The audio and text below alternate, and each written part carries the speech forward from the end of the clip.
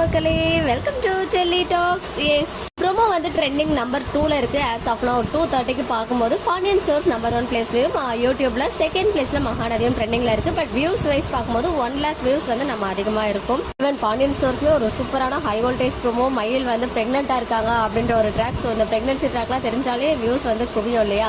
So செம்ம இன்ட்ரெஸ்டிங்கா அங்கேயுமே மூவ் பண்ணிட்டு இருக்காங்க.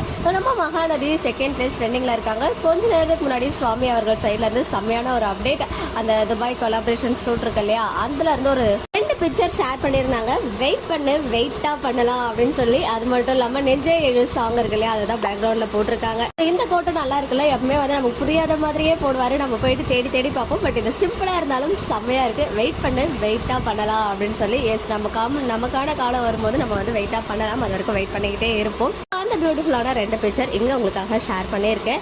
மார்னிங் எல்பியோட அப்டேட், இப்போ சுவாமியோட அப்டேட்.